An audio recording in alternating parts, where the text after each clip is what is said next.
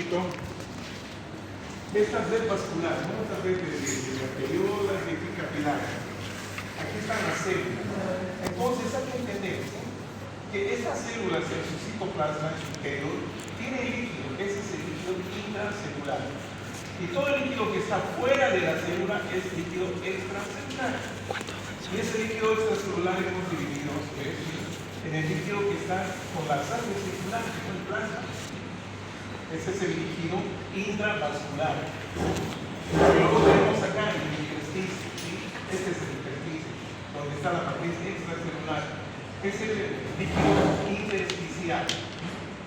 Aquí ya no estamos viendo los otros líquidos, ¿no? La celular, las cavidades, no. Estos son, digamos, los principales compartimientos: intracelular y extracelular. El extracelular, a su vez, está el intravascular y el intersticial. Entonces, tengan en cuenta esto. En cuanto a la patología, vamos a hablar de los edemas y derrames. Entonces, esto generalmente se produce por alteración de la función renal, que es la función renal es la que se encarga de filtrar, ¿no?, la sangre, y de eso elimina la orina, ¿sí? O bien la función hepática, ¿no?, que es muy importante porque el hígado se encarga de producir las proteínas plasmáticas en el hígado, los hepatocitos son los que se encargan de sintetizar las proteínas plasmáticas, por lo menos la mayoría. Entonces, ¿qué es el edema? Es la acumulación excesiva de líquido en el espacio intercelular o intersticial, también se llama. Intercelular o intersticial. O bien puede acumularse en las cavidades corporales. Puede ser peritoneo, pleura, pericardio, cavidad auricular, en fin. Entonces, cuando el líquido se acumula en cavidades corporales se denomina derrame. Tal así como la acumulación de líquido en abdomen, en la cavidad abdominal, hidrotórax aquí en la cavidad pleural, hidropericardio en la cavidad pericárdica, hidrartrosis cuando es en las cavidades articulares. Bueno, en fin, puede estar en un área, entonces ahí se denomina localizada, y esta área generalmente por la situación de hipertensión, la gravedad, generalmente afecta al tobillo, ¿no?, a la garganta del pie. O bien puede ser generalizado, un edema generalizado, entonces que afecta a todo el cuerpo. En ese caso se denomina anasal, ¿sí? La característica del edema que es pobre en proteínas, ¿sí? Aquí vamos a ver un poquito la dinámica de los fluidos. Esta es la microcirculación, este es un capilar, con su extremo arterial y su extremo venoso. También a este nivel donde están los lechos capilares es donde comienza la vía linfática. Ahí tenemos el comienzo de la vía linfática, así comienza. La vía linfática no es circulación, ¿ya? No es circulación, es una sola vía, es unidireccional. Comienza en los lechos capilares y termina a nivel de los grandes vasos en su llegada al corazón. Bueno, entonces para hablar de esta dinámica de los líquidos, cómo entran, cómo salen, ¿sí?, es necesario tener en cuenta esta, ¿no?, la ley de Starling, que se llama, donde nos habla de la presión hidrostática y de la presión coloidosmótica o oncótica. ¿En qué consiste la presión hidrostática? Es aquella presión que ejerce la gravedad, ¿sí?, el tono muscular, la bipedestación. Bueno, entonces, esta presión hidrostática que ejerce con relativa fuerza a nivel de los capilares, sobre todo en el extremo arterial, ¿sí?, esto permite que el líquido salga en condiciones normales. Estamos hablando de condiciones normales. Salga, ¿sí? Y con esta salida de líquido salen nutrientes, ¿sí?, y también sale el oxígeno. Entonces, este material se difunde a través del tejido laxo donde están inmersos estas estructuras, es decir, lecho capilar, la vía linfática, etc. ¿Sí? Se difunde, ¿sí?, para llegar hacia los tejidos que no tienen vaso, como es el epitelio, ¿sí?, los epitelios. Bueno, entonces, como hay salida de líquido, ¿qué es lo que ha pasado con las proteínas plasmáticas? Se han concentrado, se ha perdido líquido. entonces hay una hiperconcentración de las proteínas. Y esas proteínas concentradas en el extremo venoso ejercen una presión que hace que el líquido retorne a este compartimiento intravascular. Esa es la presión coloidosmótica o presión oncótica, ¿sí? Entonces, esa permite que el líquido regrese. Bueno, pero no regresa todo el líquido, ¿no? Y juntamente con ese líquido que está regresando, regresa el dióxido de carbono, ¿sí? Regresan los metabolitos, o sea, los restos, los desechos del metabolismo de los otros tejidos, regresan acá, a la circulación. Pero como les decía, no todo el líquido que salió vuelve, ¿sí? Hay líquido sedentario que queda. Entonces, este líquido es drenado hacia la vía linfática, porque estos linfáticos tienen la característica de tener aberturas bastante grandes, de una permeabilidad muy interesante. Fácilmente ingresa el líquido, ingresan células, ¿ya? Y de esa manera, ¿no? se va a formar ese líquido sedentario que se llama la linfa. Bueno, entonces, ¿cómo se forma el edema? Ya digamos, es una situación patológica, el edema. Entonces, ya es fuera de lo normal. Bien, entonces, ¿qué estamos viendo acá? Que edema se puede producir por el aumento de la presión hidrostática, por encima de los valores normales, aumento de esa presión hidrostática. ¿Y en qué caso se puede producir este aumento de presión hidrostática? Cuando hay alteración del retorno venoso, alteración en el retorno venoso. ¿Y en qué caso podemos encontrar eso? En una insuficiencia cardíaca congestiva, por ejemplo. En una pericarditis congestiva que no deja de funcionar bien al corazón. En una cirrosis hepática. La cirrosis es la fibrosis, también se llama así. Entonces el hígado se forma duro, muy consistente y no deja expandirse a los vasos. O sea que el flujo está alterado a nivel del hígado. El flujo hepático está alterado. Entonces eso causa una especie de obstrucción, ¿sí? al flujo sanguíneo. En este caso entonces va a haber aumento de la presión hepática en la cirrosis hepática. Y también por obstrucción o compresión venosa extrínseca. Puede ser un tumor, puede ser un ganglio linfático que ha crecido demasiado y está obstruyendo. Bueno, entonces obstrucción o compresión venosa. También puede haber aumentos de la presión hidrostática por dilatación arteriolar. ¿Ya? Entonces, ¿qué es lo que pasa acá? ¿Ya? Por ejemplo, el calor es un estímulo para que las arteriolas se dilaten. Y esta dilatación por el calor de alguna manera va a producir un aumento de la presión hidrostática y mayor salida de líquido. Lo mismo cuando hay desregulación neurohumoral. Esto ya es un problema, digamos, más nervioso que otra cosa. Bien. Entonces, ¿de qué otra forma se puede producir edema? Hemos visto por disminución, por aumento de la presión hidrostática, pero también en el otro extremo estamos hablando. Puede ser causa la disminución de la presión oncótica. Por ejemplo, una hipoproteinemia, la disminución de la cantidad de proteína. ¿Esto en qué casos podemos ver? En un síndrome nefrótico, como cuando hay pérdida de proteínas, hay proteinuria. En la cirrosis hepática también, miren. O sea que la cirrosis hepática afecta. Se produce edema por ambos mecanismos, por aumento de la presión hidrostática y por disminución de la presión oncótica. ¿Por qué sería en este caso la cirrosis? Ustedes saben que la cirrosis, la fibrosis es por qué. Porque el hígado estaba dañado generalmente por alcoholismo. Y ese daño puede ser masivo, entonces ya no hay posibilidades de regeneración. Entonces ese tejido muerto va a ser reemplazado por tejido fibroso, por cicatriz. Entonces esa es la fibrosis, la cirrosis hepática. Y al haber disminución de la población hepatocítica, entonces ya no hay pues una buena síntesis de proteínas. Hay disminución de la síntesis de proteínas. Por lo tanto, vamos a estar frente a una hipoproteinemia. Entonces, esa sería la forma en que va a disminuir la función oncótica plasmática. La desnutrición, obviamente, no falta de proteínas. Hipoproteinemia también hay. Otras causas sería esta, ¿no? La gastroenteropatía con pérdida de proteínas. Bueno, eso se va por sistema digestivo.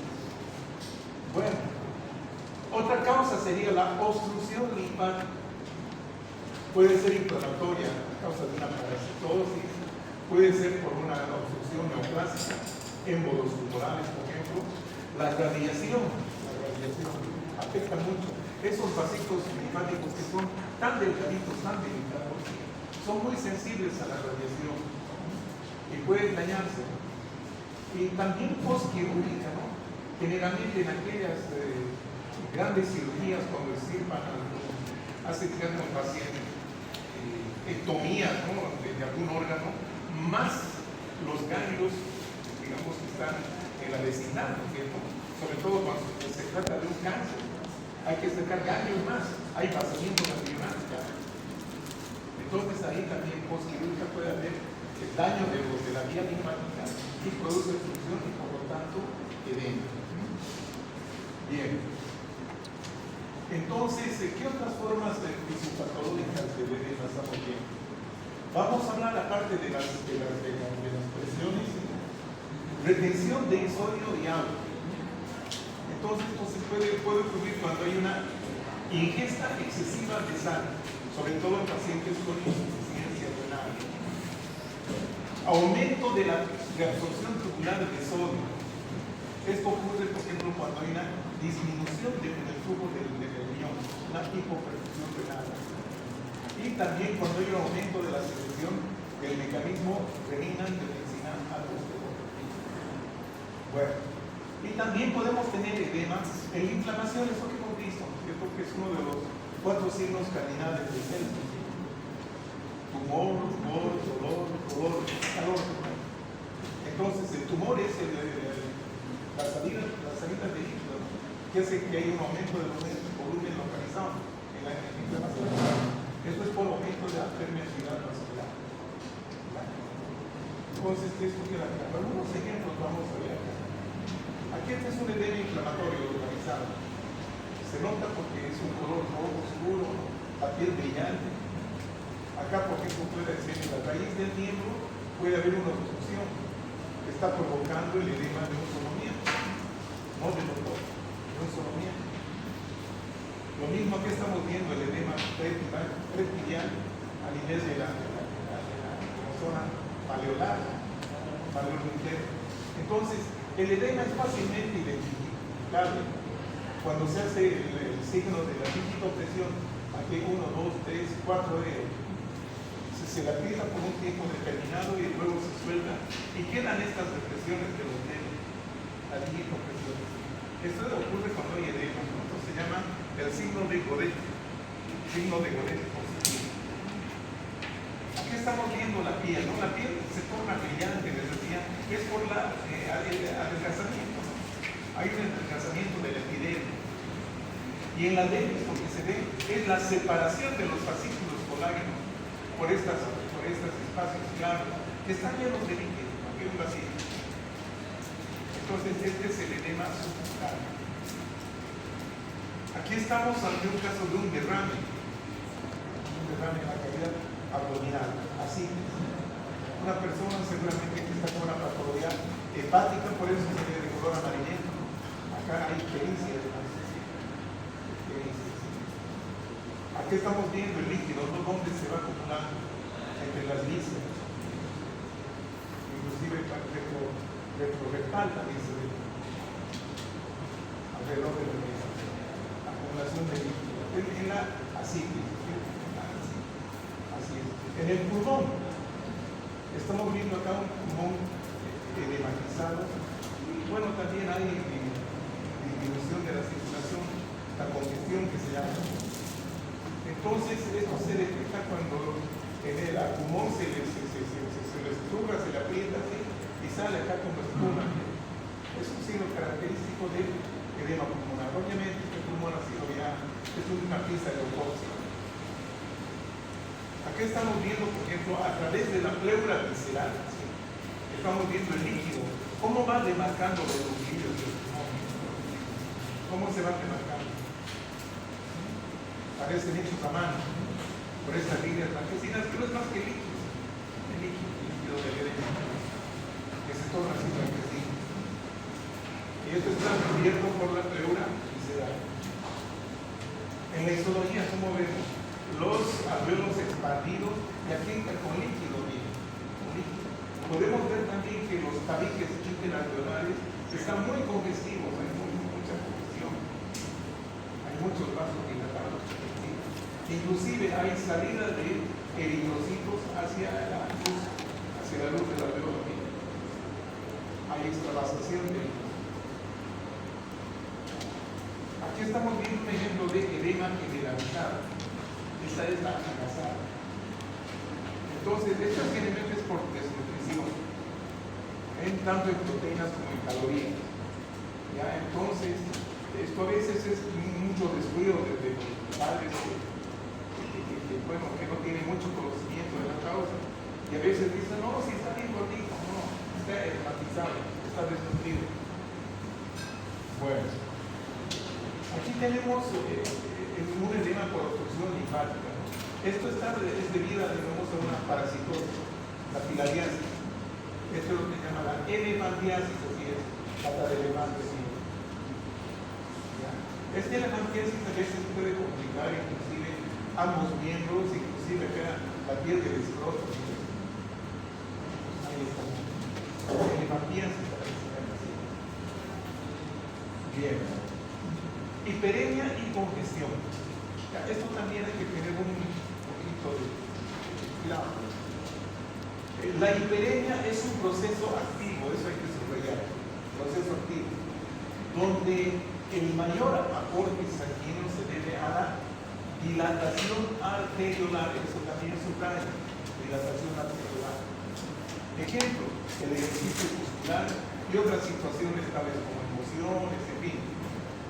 Entonces, acá, ¿qué es lo que va a ocurrir? Causa un enrojecimiento de la parte afectada. Es un color rosado que es furibundo, acompañado de un aumento de temperatura y volumen, ya que hay más sangre de lo normal por la dilatación arteriolar. Ese es diferente. La congestión es un proceso pasivo, subrayen eso, causado por la disminución del drenaje sanguíneo de un tejido. Esto generalmente es a causa de una obstrucción. Puede ser producida, que es lo más frecuente, puede ser producida por obstrucción venosa aislada. Obstrucción venosa aislada. Entonces, esa es una congestión localizada. ¿Ya? O bien, en la insuficiencia cardíaca congestiva, donde todo el sistema se congestiona, ¿no? Entonces, esa es una congestión generalizada. Los tejidos congestionados presentan un color azulado rojizo, entonces la cianosis. Ese color azulado es por la acumulación de hemoglobina desoxigenada, en toda la zona afectada. Bueno, algunos ejemplos de la hiperemia activa. Dijimos ejercicios físicos, emociones, acá en los niños, ¿no? Que se ponen colorados, a veces tienen hasta hambre, ¿no? O sea, dejan de respirar cuando están, digamos, hacen su berrinche. Entonces, en estas situaciones nos encontramos frente a una hiperemia, ¿no? Es un proceso activo. Lo mismo acá, en la conjuntiva ocular, una hiperemia conjuntival, seguramente reactiva, ¿no? Una conjuntivitis. Entonces, acá tenemos el ejemplo que tenemos en el libro, ¿no? La hiperemia, o eritema también se llama, y la congestión, ¿no? Que es cianosis hipóxica. Entonces, fíjense ustedes, dilatación arteriolar, y la parte más, el extremo arterial es el que más se dilata. Eso ocurre en la hiperemia. En cambio, la congestión es todo lo contrario. Acá el flujo está disminuido por obstrucción local o generalizada, porque la insuficiencia cardíaca congestiva. Hay disminución. Entonces, esto por detrás, ¿sí? Es como en una vía, ¿sí? Hay un coche que se para por alguna razón, ya se dejó de funcionar un automóvil. ¿Y qué pasa con los que vienen detrás? Bueno, pues se ponen, hay un congestionamiento vehicular, o sea, no puede por una obstrucción. Lo mismo pasa con la sangre. Entonces ahí está la congestión. Esa es la congestión pacífica. La diferencia es el filo, no se olvide. Bueno, entonces en este asunto de la congestión, el problema repercute en los órganos que están inmediatamente por detrás de la zona obstruida. Ya, imaginémonos una insuficiencia cardíaca congestiva.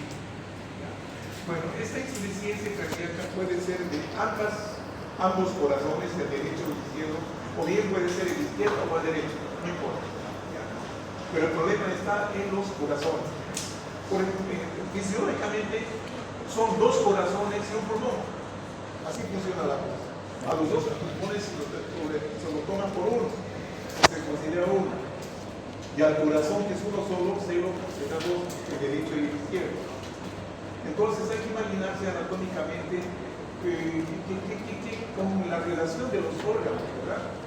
Entonces vamos a ver eso. Aquí tenemos una insuficiencia cardíaca congestiva. Aquí está el corazón izquierdo y el corazón derecho. Entonces, ¿dónde repercute el problema de la obstrucción acá, en el corazón izquierdo? ¿Qué órgano está inmediatamente por detrás del corazón izquierdo? Pónganse a pensar. ¿De dónde viene la sangre hacia el corazón izquierdo? Pulmón. Pulmón. Pulmón.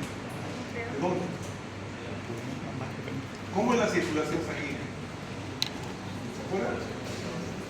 Hay dos tipos, sistémica y pulmonar. Ya. Vamos por la sistémica. ¿Dónde empieza? En la aurícula ingresa la sangre pulmonar en el ventrículo. Ingresa del pulmón al ventrículo. A la aurícula, perdón. A la aurícula, Izquierda. al ventrículo y del ventrículo. ¿De cuál corazón está hablando? ¿Del derecho o del izquierdo? Izquierda.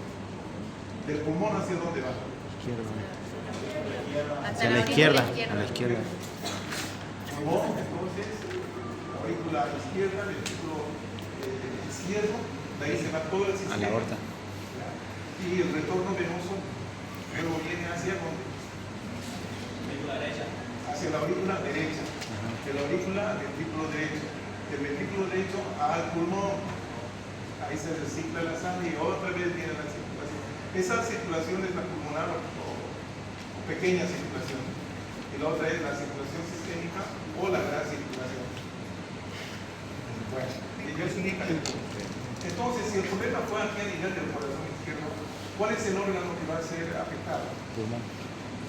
El que está por detrás. ¿Cuál es? Pulmón. Pulmón. Pulmón. Pulmón. Sí, menos de un minuto. Pulmón. Pulmón, pues, hijo querido. Pulmón. Ahí dice. Ahí está, inclusive que este de para que no se entienda. Y si el problema está en el corazón derecho, ¿cuáles son los órganos que están por detrás? El sistema. Están las vísceras abdominales, riñón, bueno, extremidades,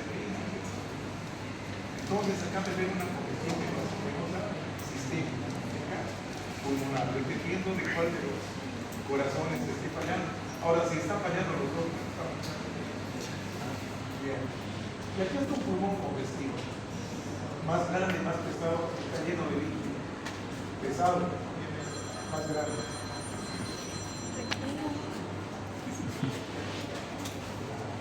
Entonces, este es el pulmón, porque ya una autópsia. Vamos a ver la histología.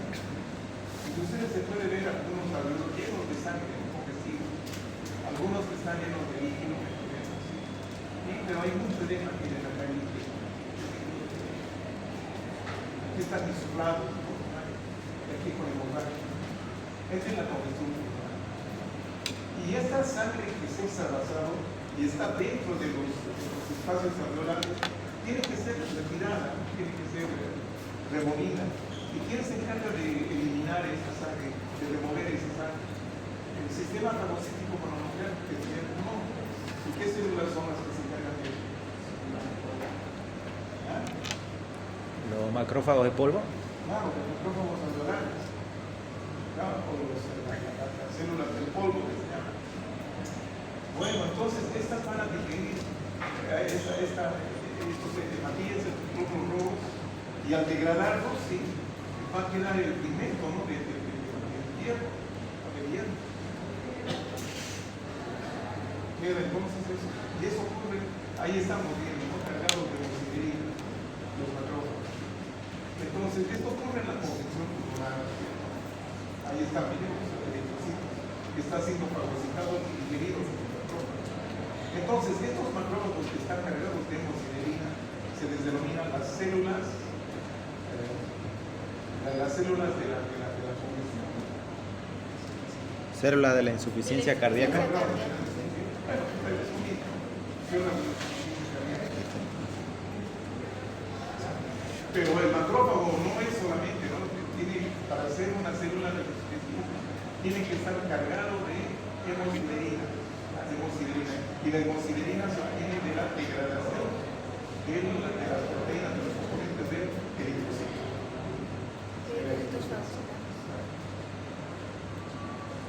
Acá tenemos cuando hay un problema en el corazón derecho, ¿no? Aquí se ha afectado un ejemplo, es el hígado. Este es el hígado, congestión pasiva. Este aspecto, miren que tiene al borde, ¿sí? Es el hígado de nuez moscada, que llaman. Nuez moscada. Entonces vemos acá estas zonitas hemorrágicas, ¿sí? Estas partes bonitas son las partes hemorrágicas, que son las zonas centrolobuliares.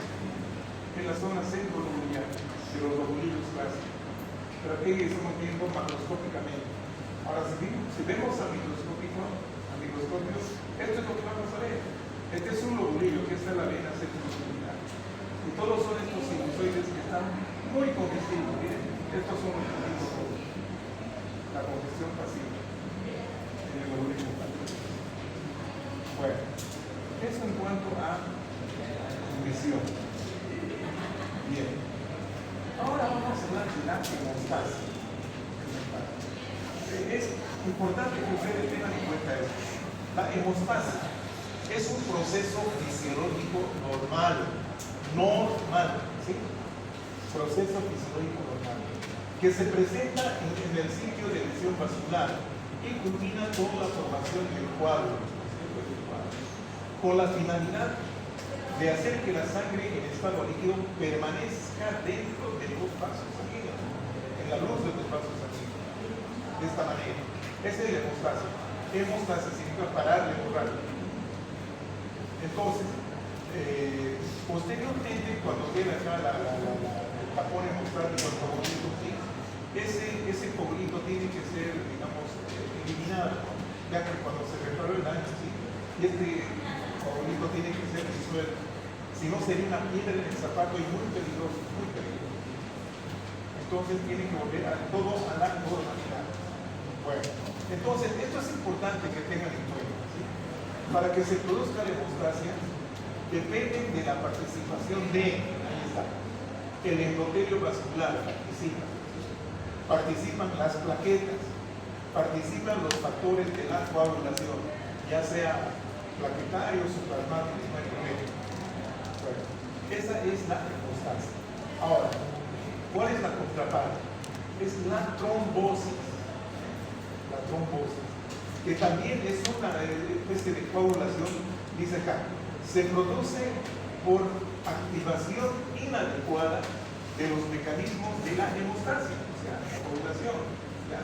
En un árbol vascular, entre comillas, intacto. Quiere decir que no ha habido lesión, no ha habido lesión, se presenta en el sitio de lesión vascular. Acá no hubo lesión de todo el vaso está intacto, está entero. Eso es importante, pero luego tiene sus bemoles que vamos viendo de a poquito. Ahí estamos viendo, por ejemplo, una piel que ha sufrido un corte, se han roto estos vasos. Entonces hay extravasación de sangre, hay una pequeña hemorragia, ¿sí? Que gracias al sistema de coagulación, esto tiene pues su tiempo, ¿no es cierto? Su tiempo. Entonces ya se va a formar un coágulo después, lo que se llama un tapón, una costrilla. Entonces, inmediatamente ocurre esto ya, se desencadena el sistema de la hemostasia, ya el proceso de la hemostasia. Entonces, ¿en qué consiste esta hemostasia? En condiciones normales, tenemos una hemostasia primaria, ¿ya? Donde hay protagonismo principalmente de las plaquetas. Es la respuesta inicial a la ruptura o a la rotura de un vaso sanguíneo. Comprende los procesos de contracción vascular o vasoespasmo. Es una contracción, digamos, transitoria. Una contracción transitoria rápida. Luego viene la participación de las plaquetas. ¿Y cómo se produce eso? Primero llegan las plaquetas, se adhieren a la zona lesionada, se activan y estas se empiezan a pegar, se unen unas con otras. Bueno, es importante decir que la rotura o la ruptura del vaso expone al endotelio, ¿no es cierto? Al endotelio y a la membrana basal del endotelio. Y esa membrana basal del endotelio contiene ciertos productos, como la colágeno, que es matriz extracelular. Entonces, esa matriz es muy importante para la activación de las plaquetas. ¿Sí? Doctor, ha sido la adhesión de las plaquetas gracias al factor de von Willebrand. Vamos a ver, en eso estamos hablando. Pero sí, así es. Bueno, entonces, estos tres procesos, ¿sí? Adhesión, activación y agregación plaquetaria, dan lugar a la formación de un tapón plaquetario, ¿sí? Una agregación de plaquetas que están tapando la zona donde fue la herida. La adhesión de plaquetas en la zona lesionada, primero, ¿no? La adhesión es cuando las plaquetas se adhieren, ¿sí? En la zona de lesión de la pared vascular, donde hubo la rotura, ¿sí? Luego viene la activación plaquetaria y cambio de forma. Bueno, esto se lleva a cabo gracias a la activación de esta enzima, la fosfolipasa A2. Activación de la fosfolipasa C, liberación de ADP, ATP, calcio y serotonina. Todo esto por los gránulos de las plaquetas, que también vamos a ver enseguida. Bueno, entonces, como les decía, este tapón primario, llamémoslo así, que es el proceso de hemostasia primaria, que culmina con la formación del tapón primario, ¿cierto? El tapón primario, o transitorio también se llama. Luego viene la hemostasia secundaria o plasmática. Entonces, es lo que se suele llamar la formación del coágulo, el coágulo mismo, ¿sí? Consiste en la formación de un conglomerado de una proteína llamada fibrina, ¿sí? Que luego esta se estabiliza, ¿sí? Que va a estabilizar, dando lugar al tapón definitivo, que es el tapón secundario o tapón plaquetario definitivo, o tapón secundario, como se llama. ¿Ya? Bueno, entonces lo que comentaba la señorita, ¿no? La rotura del endotelio, que obviamente también se ha roto la membrana basal, expone a la colágena, ¿cierto? Y las células endoteliales liberan, expresan unas moléculas que son el factor de von Willebrand. Este factor de von Willebrand se adhiere, ¿sí? A las fibras colágenas, permitiendo la adhesión de la plaqueta con los elementos de la matriz extracelular, de la zona expuesta. Este factor de von Willebrand, ustedes ya saben que normalmente se encuentran inactivos en unos orgánulos que están en las células endoteliales, que se llaman los cuerpos de Weber-Palade. Pero también las plaquetas proporcionan factor de von Willebrand. Es importante. Entonces ahí todo esto culmina con la formación del tapón definitivo, que es el tapón hemostático secundario. Bien, ahí tenemos una plaqueta. Entonces, la plaqueta, que es muy importante, ¿sí? Aquí está cortada por la mitad. Tiene la forma de un disco, de una lenteja. ¿Conocen la lenteja? Bien. Entonces tiene la forma de una lenteja. Aquí es como si hubiésemos cortado por la mitad la lenteja. Así medio discoide. Tiene su membrana celular. ¿Sí? Entonces esa es la zona periférica, donde está su membrana. Luego tiene otro sistema de que esta membrana se imagina hacia el interior, formando el sistema canalicular abierto. Luego tiene el componente, ¿no? La zona de gránulo. Ahí está, la zona de gránulo. Estos gránulos que son los gránulos primarios, gránulos específicos, que también involucran a las mitocondrias. ¿Sí? Bueno, luego tenemos el sistema tubular, ¿no? Por ejemplo, aquí tenemos el citoesqueleto, perdón. Aquí estamos viendo la estructura del citoesqueleto, que es como un aro constituido por microtúbulos. Ahí está.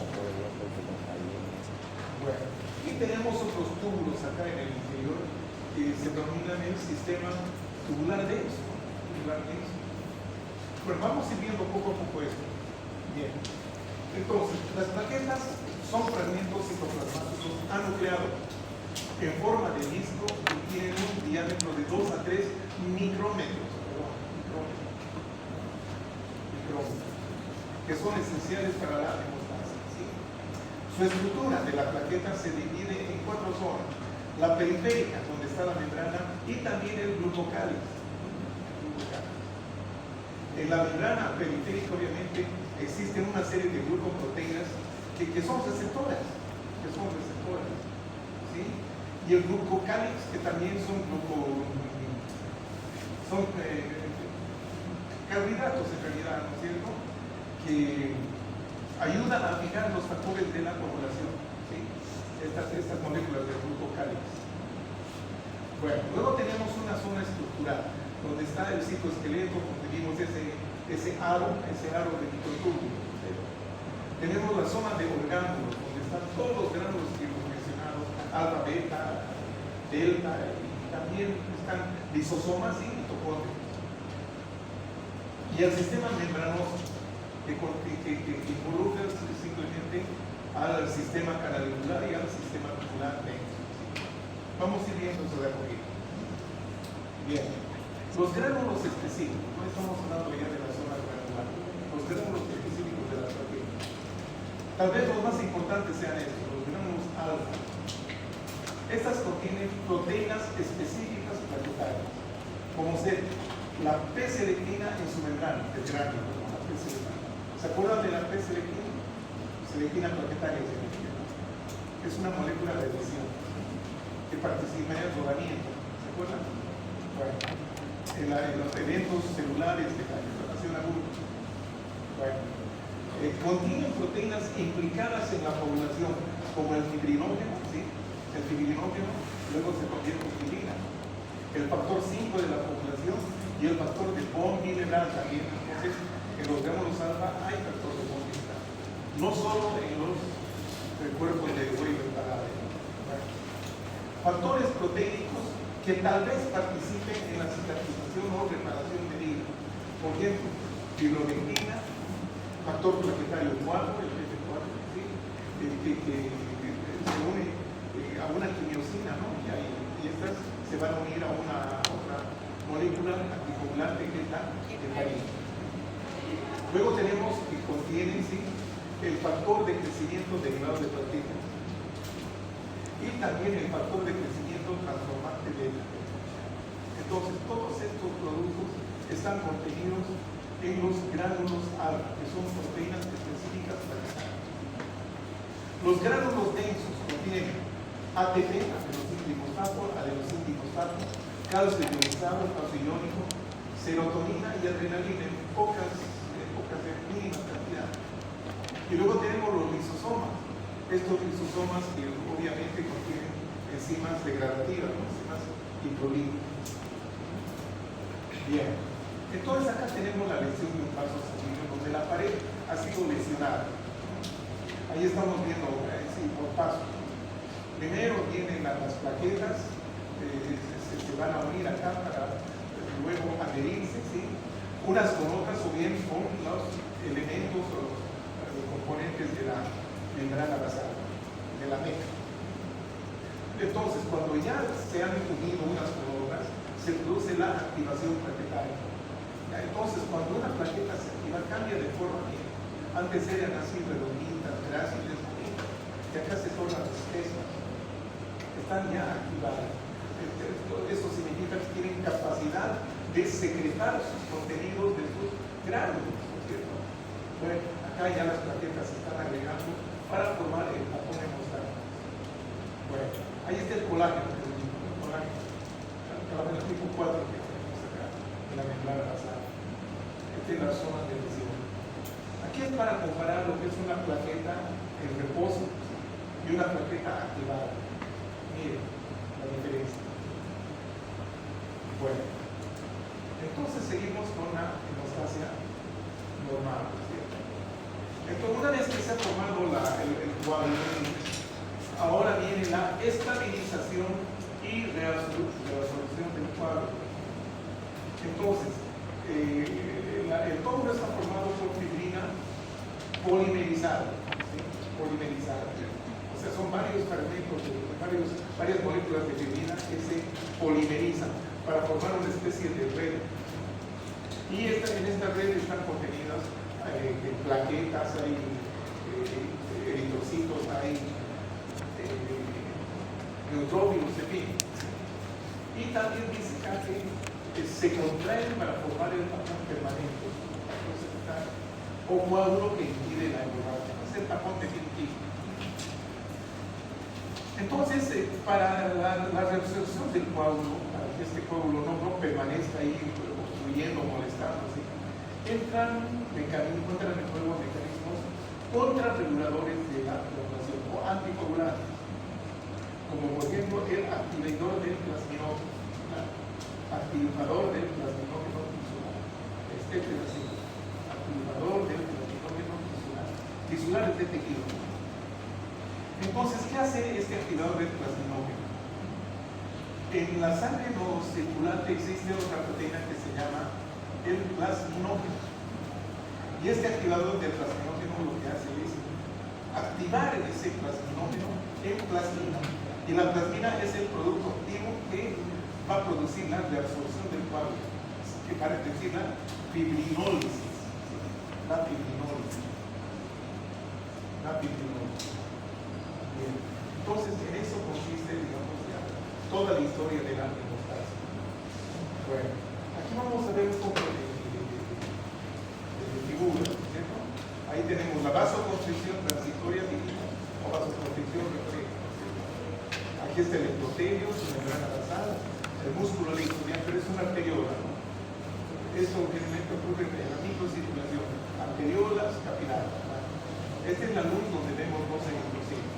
Este es el ciclo de lesión, donde, bueno, no hay endotelio acá. Entonces el tejido, la membrana basal está expuesta. Entonces esto significa que potencialmente se va a producir una llegada de plaquetas acá. Y aquí está, vamos a ver lo que dice. ¿Qué dice acá? Liberación del endotelio que va a causar la vasoconstricción. Aquí que después el colágeno de la matriz extracelular, vale decir, de la membrana basal. Aquí estamos viendo ya la hemostasia celular. Primero vienen las plaquetas y se adhieren gracias al factor de oxidación. Ahí está. Que une la plaqueta a estos elementos, ¿no? de la matriz extracelular. Ahí se unen, se juntan unos con otros, ¿no es cierto? Entonces, una vez que se han adherido, cambian de forma, se activan. Y al activarse van a liberar sus granos, principalmente ADP, cromosomo 2, ya que son anticoagulantes. Luego viene el reclutamiento, llegada de mayor cantidad de plaquetas. Entonces aquí las plaquetas se vienen para formar un tapón hemostático primario o transitorio. Entonces este es el segundo paso. El tercer paso ya es la hemostasia secundaria. Aquí es importante entonces la activación de la fibrina, ¿no es cierto? Gracias a la protrombina que activa la trombina y la trombina que convierte el fibrinol de fibrina. Y aquí se polimeriza, miren, se forma una red de fibrina. El factor muscular siempre está ahí pendiente de que no ocurran desmanes, digamos así. Bueno, aquí ya se han expuesto los fosfolípidos de las membranas, entonces esto también favorece a la participación de la fibrina. Bien, y finalmente tenemos la estabilización del coágulo, ¿no es cierto? Aquí está la fibrina, se ha contraído inclusive, miren, ahí está la contracción vegetal. Han quedado atrapados neutrófilos, eritrocitos, ¿sí? Hay también activación del factor 13, que de alguna manera favorece el enlace covalente cruzado de la fibrina, ¿sí? Entonces activan estos enlaces, ¿no? Para que la fibrina sea más firme y sea un coágulo realmente sólido y que evite la salida de señal. Entonces este coágulo, como vean ustedes, está ocupando un espacio en el interior de la luz del vaso, ¿no es cierto? Y eso no puede ser, esto puede provocar problemas posteriormente. Entonces ahí entra en juego los mecanismos anticoagulantes, ¿no? Como ser el factor de plasminógeno tisular. Entonces eso hace que se active la plasmina, y la plasmina es un fibrinolítico que va a tratar de limpiar una vez que se ha reparado, obviamente. Entonces limpia y queda todo intacto. ¿Está bien? Bueno. Entonces, esto es importante. Hemos visto entonces qué elementos participan en la hemostasia o coagulación. Son 3 elementos. ¿Cuáles son?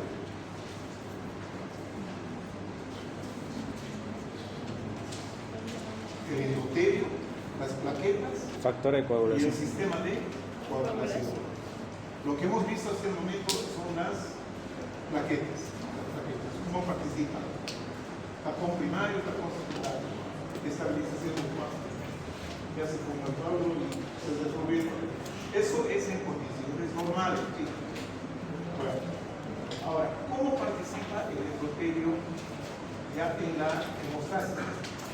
O también en la trombosis, puede ser. Las células endoteliales normales expresan múltiples factores que inhiben las actividades procoagulantes de las plaquetas y también neutralizan la actividad de los factores de la coagulación y de alguna manera también potencializan la fibrinólisis. Por ahí se escapa algún factor 5 que se activa y empieza a querer formar un coágulo. Entonces ahí rapidito nomás entra en juego este mecanismo fibrinolítico donde está la plasmina, donde ahí también interviene el factor adicional del plasminol. Entonces estos factores actúan conjuntamente para prevenir la trombosis. Entonces, ¿qué dijimos que era la trombosis? Que era también la formación de un coágulo, pero ¿dónde? Ya en un árbol vascular, entre comillas, intacto, ¿verdad? Quiere decir que no ha habido ruptura, no ha habido daño del vaso. El vaso está ahí enterito. Pero algo está pasando, no es una cosa tan así, ¿sí? Bueno, entonces, esa es la trombosis, ¿no es cierto? La formación de coágulos dentro del vaso, ¿sí? Bueno, entonces estos factores actúan conjuntamente para prevenir la trombosis, por una parte, y limitar la coagulación a las zonas de lesión vascular, o sea, las zonas donde solamente hubo la lesión, para que ese coágulo no se extienda demasiado, ¿ya? Y no sea perjudicial. Eso es importante. Entonces acá tenemos la participación del endotelio. Aquí tenemos, por ejemplo, los mecanismos antitrombóticos. Y acá vamos a tener los protrombóticos. Antitrombóticos, inhiben la trombosis. Bueno, aquí tengo una serie de detalles, ¿sí? Ahí está el endotelio vascular, ¿sí? El endotelio vascular, que tiene pues sus moléculas, ¿no? De superficie. Acá, por ejemplo, tenemos una molécula similar al heparina, una molécula tipo heparina. En la circulación tenemos esta molécula que es la antitrombina. Tenemos conjunciones antitrombina. Ya se activa mediante su unión a esta molécula tipo F2. Entonces forman acá un complejo. Este complejo se une a la trombina. La trombina es peligrosa, ¿no es cierto? Porque la trombina, ¿qué es lo que hace? Activa el fibrinógeno que está circulando así y la convierte en fibrina. Y la fibrina ya pues es, digamos, ya sinónimo de coágulo, ¿no es cierto? Entonces acá va a neutralizar, ¿sí? Inactiva la trombina, ¿ya? Y también otros factores de progresión. Este complejito nada más. La antitrombina, activada por esta molécula tipo heparina. Bueno, acá tenemos otra molécula que se llama el inhibidor de la vía del factor tisular. Bueno, esta molécula, ¿sí? Cuando se presenta así, inactiva los complejos factor tisular con el factor 7 activado. O sea que se activó el factor 7. El factor 7. Entonces, gracias a esto, ¿sí? Gracias al factor tisular, entonces se forma un complejo que va a inactivar a este otro factor que es plaquetario, ¿cierto?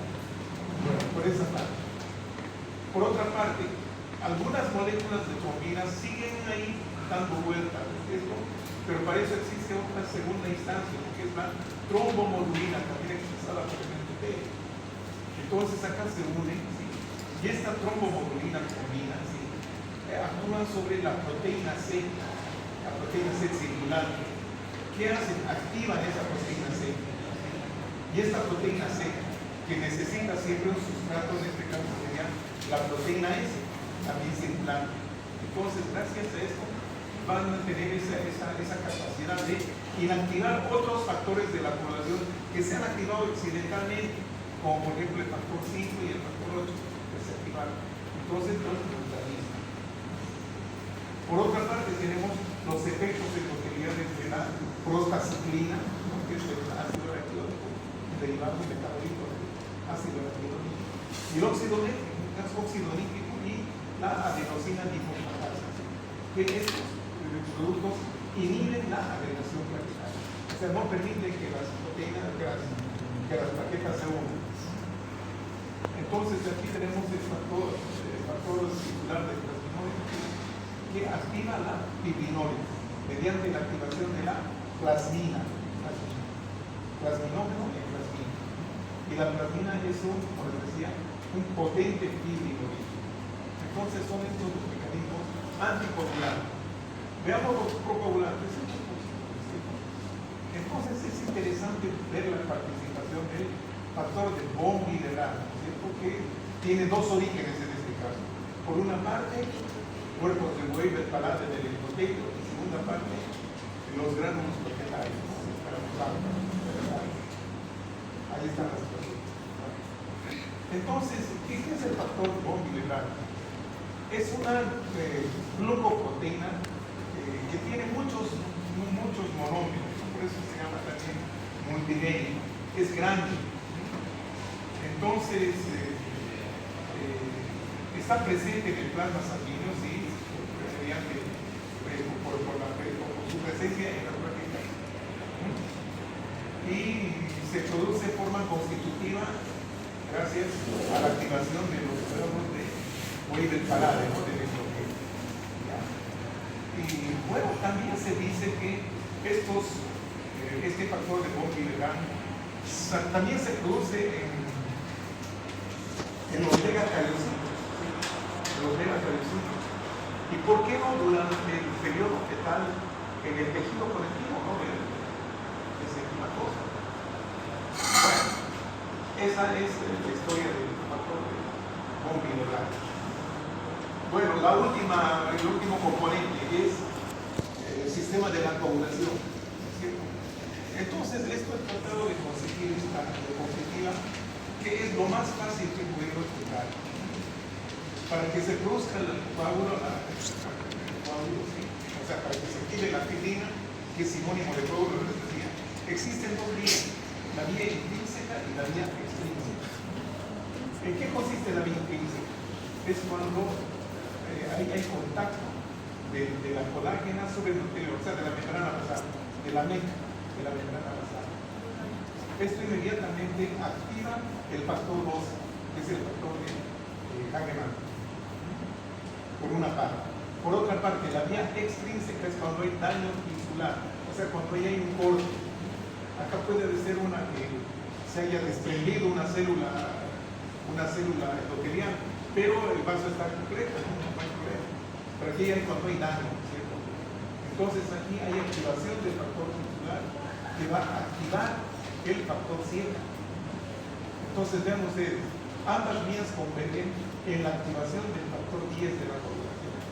Este factor 10 activado hace que la protrombina se convierta en trombina y la trombina convierte el fibrinógeno en fibrina, y de esta manera se produce la coagulación. Vean ustedes. Bien, veamos un poquito de trastornos hemorrágicos. ¿Sí? Existe variación en cuanto a su presentación. Varían desde hemorragias graves por rotura de grandes vasos o del corazón, hasta pequeños defectos de la coagulación, que solo se ponen de manifiesto en condiciones de sobrecarga hemostática. O sea, cuando son pequeños defectos que a veces pasan desapercibidos, pero pueden ponerse de manifiesto cuando hay sobrecarga hemostática. ¿En qué casos hablamos de sobrecarga hemostática? Cuando hay, por ejemplo, grandes cirugías, hay pérdida de sangre, y cuando hay traumatismos, puede ser durante el parto, menstruaciones muy abundantes, o algún tipo de traumatismo, entonces bastante sangrado. Entonces ahí sobrecarga hemostática. ¿Qué significa sobrecarga hemostática? Que como hay sangrado, hay heridas, hay vasos heridos, entonces inmediatamente pues, los placentas se ponen en actividad. Entonces hay una sobrecarga de los procesos hemostáticos, de coagulación. Entonces hay un desgaste hay un consumo de plaquetas. Bien. Entonces, ¿qué tenemos acá? Alteraciones de la hemostasia primaria. Aquí podemos ver por los efectos de plaquetas o la enfermedad de von Willebrand. Este factor está deficiente. Este tipo de condiciones se manifiestan cuando se presentan petequias. Estas petequias son pequeñas hemorragias, como puntitos, que se presentan en la piel o en cosas. Alteraciones de la hemostasia secundaria. Defectos en factores de coagulación. Los factores de la coagulación. A menudo se manifiestan por hemorragias en tejidos blandos. Por ejemplo, en los músculos también puede haber hemorragia a nivel de cavidades articulares, ¿no? Lo que se llama, o lo que se conoce como hemartrosis, cuando hay sangre en la cavidad articular. Bueno, afectaciones generalizadas con alteraciones generalizadas con afectación de vasos pequeños. Esto también dice que a menudo se manifiestan por un aspecto, ¿no? del cambio de color de la piel o cosas que se llama púrpura, que se puede palpar porque ocupan espacio, ¿sí? O bien la equimosis, es un color azulado, la equimosis, ya que son, por ejemplo, las petequias son pequeñas hemorragias de 1 a 2, son pequeñitas, son de milímetros. Ya en cambio las púrpuras y equimosis son más grandes, ya llegan a medir 1 a 2 centímetros de tamaño. En la púrpura y equimosis el volumen de sangre extravasada puede ser lo suficientemente grande para crear una masa palpable, conocida como hematoma. Es una colección de sangre en tejidos blandos o debajo de la piel. Colecciones de sangre por hemorragia ahí localizada. Bien. Mecanismos de la coagulación de sangre. Los factores de la coagulación se activan únicamente en sitios de lesión. donde los fosfolípidos de las membranas dañadas han quedado expuestas. Ahí es donde, digamos, se van a adherir, ¿no?, las mallas de fibrina. El endotelio sano no permite la agregación plaquetaria por los motivos que ya les he mostrado en esa diapositiva. Son los mecanismos anticoagulares. Ahora, otro detalle, la famosa plasmina. Se conoce lo que es la plasmina, ¿no? ¿Qué dijimos de la plasmina? Hemos hablado un poco de eso. ¿Se acuerdan qué dijimos de la plasmina?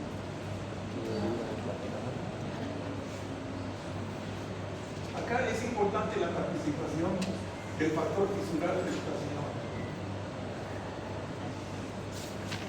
El plasminógeno es una proteína plasmática inactiva. Reactiva la absorción del coágulo. Es perfecto, ¿no es cierto? La solución del coágulo. Para eso sirve la plasmina. Entonces, el plasminoma, cuando se activa, se convierte en plasmina. O sea, el precursor de la plasmina es el plasminoma, que es el sistema fibrinolítico de la plasmina. Entonces, el efecto de la plasmina descompone, disuelve, lisa la fibrina en los sitios de endotelio orbital. Claro, no es que no puede haber coágulos ahí, porque si hay coágulo ya es una enfermedad. Ese coágulo en un sitio intacto se denomina ya trombo, y ahí viene la trombosis. Ahí estamos viendo, sí, coágulos. Estas son las mallas de fibrina que se deterioran al tapar glóbulos blancos, glóbulos rojos.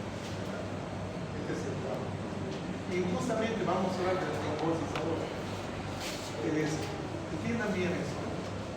¿Qué es la trombosis? Es la activación anormal del proceso de coagulación en un vaso no lesionado. En un vaso, o sea, un árbol vascular intacto, entre comillas, como hemos visto al principio.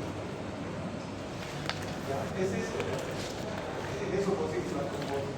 También se llama trombosis cuando un vaso es taponado, se obstruye por un coágulo. Ese coágulo sería el trombo.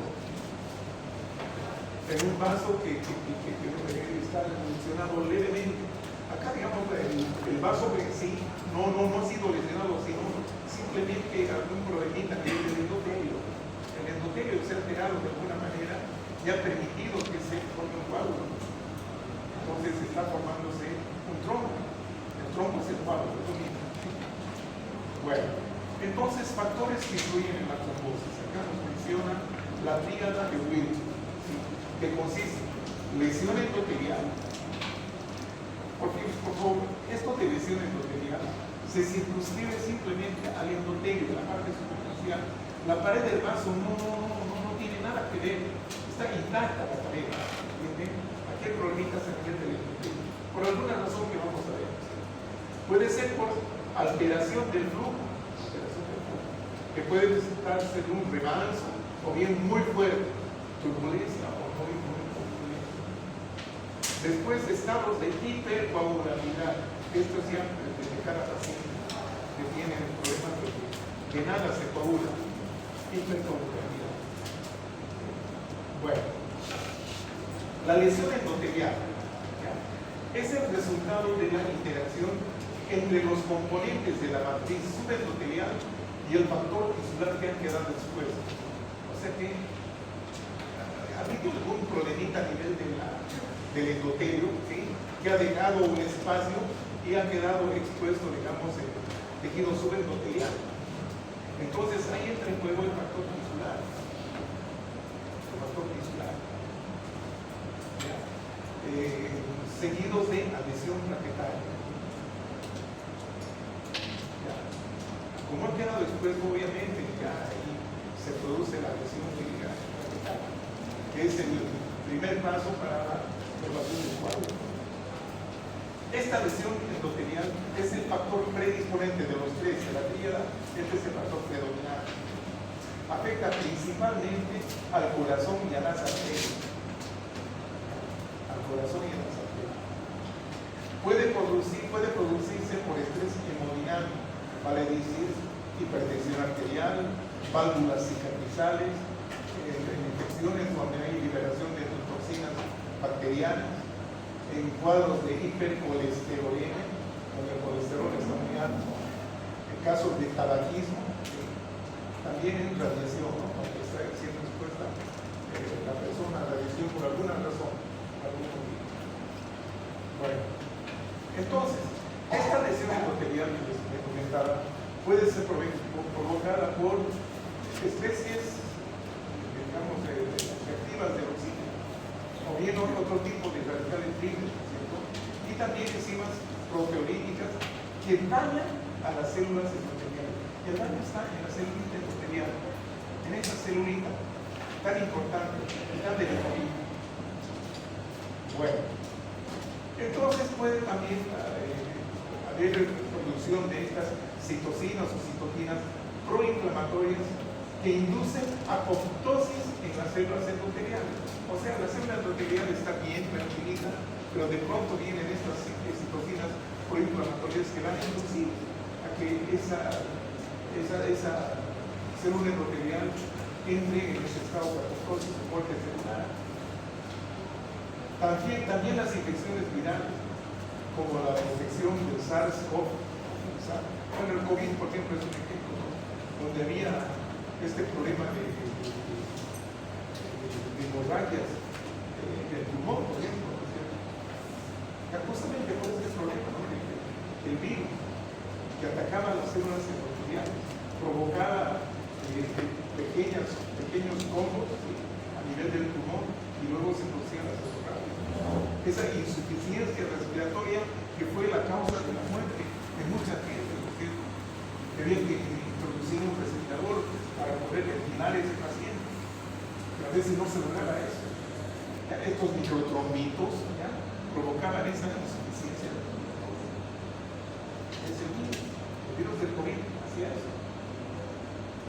Bueno, también nos tiene la hipercolesterolemia, por ejemplo, puede haber acumulación de colesterol en la íntima, ¿no? Aquí está el endotelio y aquí está, digamos, la parte de la íntima. Entonces, aquí en medio de la íntima, tienen disminuyendo el calibre de entonces, esto provoca una obstrucción y esto, obviamente, durante el flujo sanguíneo va a provocar, con la fuerza de la circulación, puede provocar daño de las células endoteliales. Y esto, bueno, va a ser el primer paso para que se forme la lesión plaquetaria y el coágulo. Bueno, entonces, esta es la lesión endotelial que tenemos. Ahora vamos a ver alteraciones del flujo, que es un segundo pilar de la tríada. Acá tenemos las turbulencias, cuando el flujo es demasiado fuerte, ¿no es cierto?, que afectan a las cavidades cardíacas y a las arterias. Pueden lesionar directamente el endotelio, ¿sí?, o de alguna manera alterar la función, sin lesionarla, ¿no?, pero altera la función de la célula endotelial. Las turbulencias. No se olviden, cavidades cardíacas y arterias. La éstasis circulatoria, un factor importante de producción de trombosis en la circulación venosa, aquí en las venas, la éstasis vena. ¿Ya? Y además hay que tomar en cuenta estos otros síndromes, como los síndromes de hiperespecificidad, una sangre muy densa, ¿sí?, que son predisponentes para la trombosis. Ahí, por ejemplo, tenemos la colipénis y la anemia falciforme. Acá tenemos un ejemplo. Esta es una arteria donde hay una bifurcación. Ya el flujo llega desde acá. Este flujo que en las arterias generalmente es bastante, que es fuerte, ¿no es cierto? Este flujo al chocar con esta bifurcación, con esta partícula, este piquito, este tipo de plancha, entonces con la fuerza que choca, ¿sí?, puede lesionar el endotelio y allá, digamos, producirse la formación de un coágulo, la formación de un coágulo. Es por lesión endotelial. Y bueno, hasta acá vamos a